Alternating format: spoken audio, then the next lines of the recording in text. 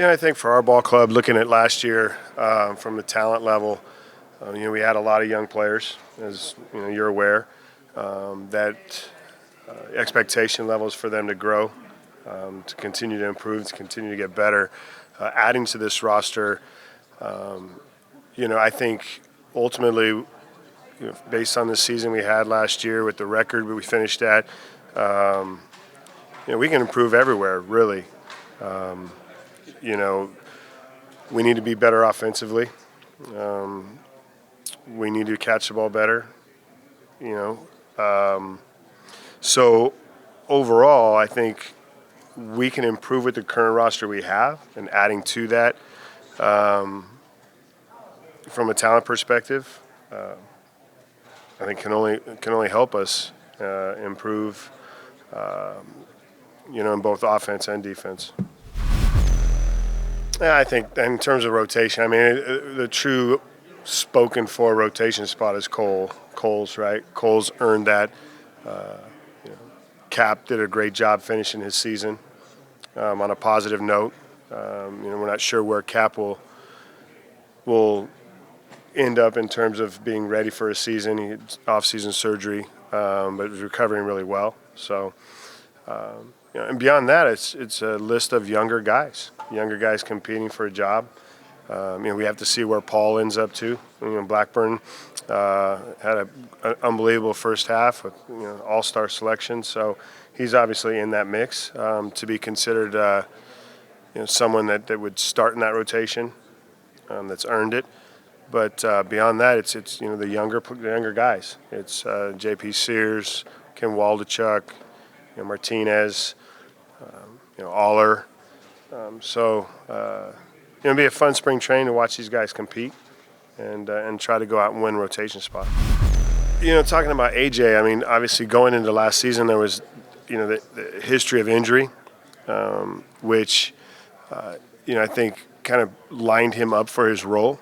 And the success he's had in his role really, from a performance standpoint and from an non-injury-related standpoint, he finished the season healthy.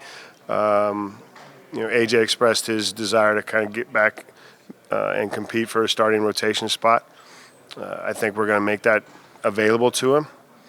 I think that, AJ showed last season that he can handle the rigors of a full season and get through it, and he understands his body better. I think he came to camp and matured throughout the season, both on the field and off the field, with his routines. And my expectation level is he comes into camp and has this opportunity to be stretched out and possibly be in a rotation. Well, 2 hours before my first conference with the team in spring training, I was told Matt Olson was going to be traded. So it started from day one. There's no control over what takes place, in my situation. My only thing I can control is just leading these guys and building a culture of winning baseball and how we're going to go about that. Sean's a great player. He's a young kid on the right path. I think, we're all aware of our processes in Oakland. And, with Sean, from my perspective of the control that I have, I want to write his name in the 3-hole and have him in that lineup as a leader as well. But this is a situation we've been in before, and we dealt with this last season. And, and I think we're going to hopefully move forward as soon as possible and build something that we all know can be done in Oakland in a shortened, timely manner to success. Sean's really matured, and I think I made a comment earlier that his injuries that he sustained earlier in his career are trending in the downward direction, and his maturity as a player and his performance is trending in the up direction. So, Sean's done a really nice job of understanding the routines and understanding himself and what it takes to finish the season like he did this year. I think he caught 120 games, just short of that. DH'd for us. I think total games played was over 150.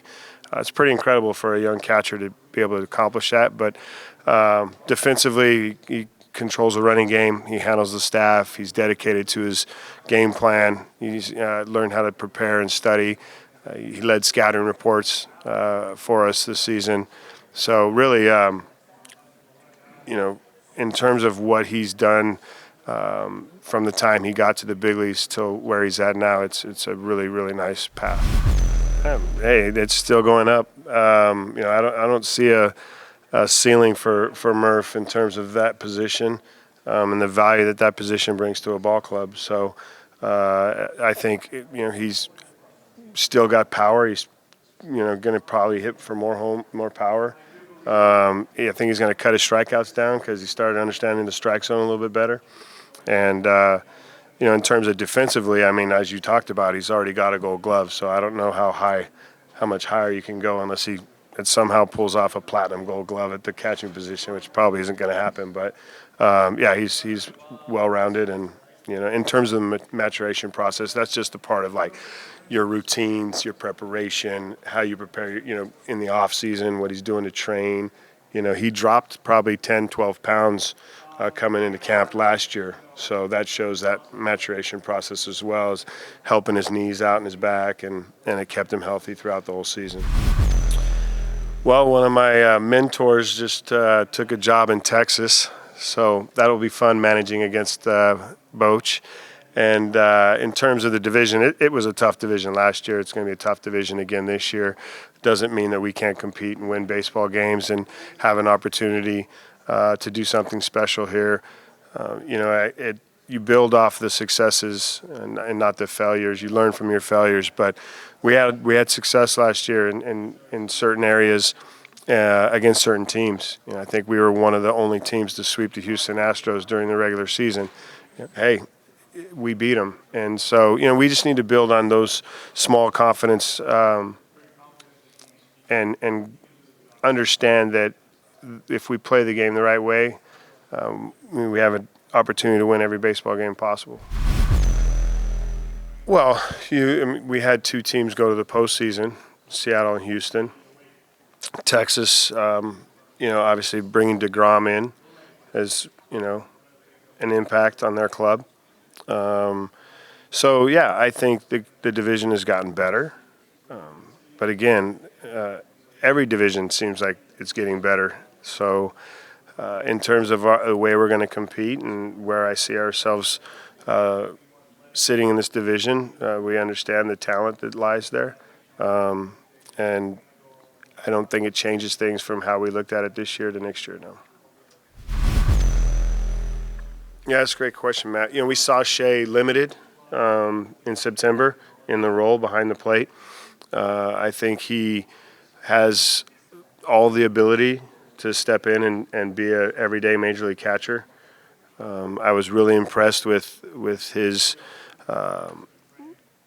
game planning, his preparation, how he followed Murph and learned from Murph in the time he was there, and not just Murph, but with Vogt. He soaked in a lot of experience in a short amount of time. But I do think, if he ends up being here and Murph is not, we'll have, a lot of support for him in terms of, game calling, game planning.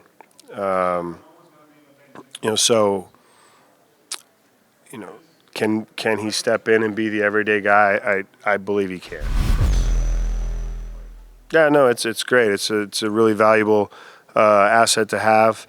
You mentioned the everyday guys, and the first name that popped in my head was a former Oakland Athletic and teammate, Jason Kindle, right? He wanted his name written in the lineup every day. He'd fight you if you didn't. So Murph wasn't as aggressive as to fight me, but Murph was definitely aggressive enough to say, hey, I'm playing tomorrow. I want to play tomorrow. I said, I write the lineup. I'll let you know when you play. But he was great, and he wants to catch. He wants to play.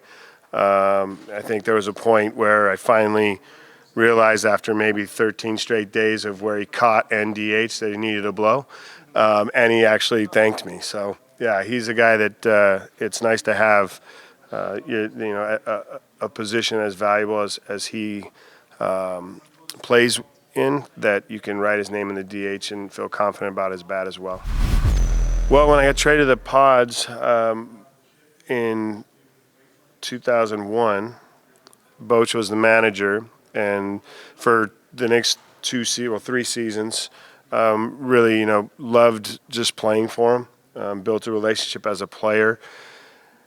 And then moving forward, we're a part of a friendship group, bigger circle, and got to spend some time with him on some trips, and really just took to, the relationship grew, I should say, into the mentorship of, hey, you're ready for this. When I went through these processes to try to become a manager prior to landing here in Oakland, one of the interviews was with San Fran after he was done there, and he guided me, helped me through the interview process, and it just from playing for him as a 25-year-old kid to being 47, I still look to him for advice and mentorship. So yeah, so Jordan Diaz, the conversation with Jordan was, hey, you've got here pretty quickly. There's some things that we want you to address to be able to come to spring training and earn this opportunity to play here again and have impact. And I think that message was heard. I think Jordan's doing the right things training-wise this offseason to show up and compete at second and even possibly third base. Some footwork stuff, in terms of just fine-tuning and working on, his body and what we feel he would benefit from, possibly maybe being a little leaner and working on foot speed. Yeah, I think that we'll have definitely meetings prior to our first game, just so the players are well aware of the changes. I know they will be, but you just got to continually remind them. I think the biggest challenge is going to be with the hitters and how quickly they need to be ready and prepared for a pitch. They got to be focused and looking up within 8 seconds. That's going to be difficult for, I think, them to get used to. I know there'll be some leniency to start this out. But on the pitching side, it'll be times to the plate.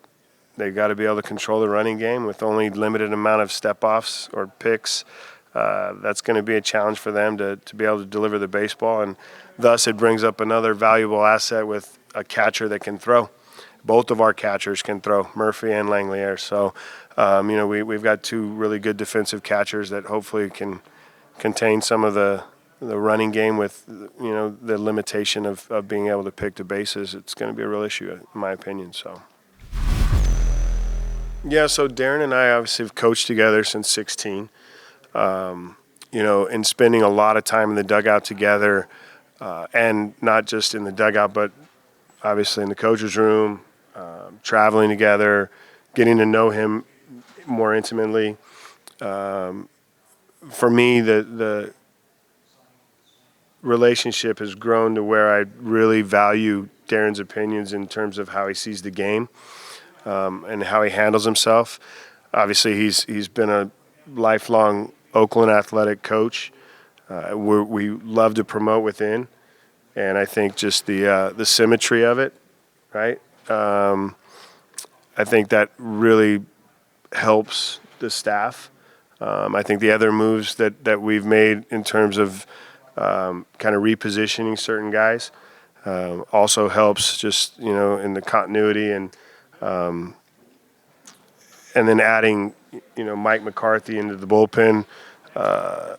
He's got a pitching background. He's an assistant pitching coach / bullpen coach, which is different for us. Marcus had the catching side of it. So I think, overall, I like where our staff is. I like the balance of it and the fact that we kind of just stayed together.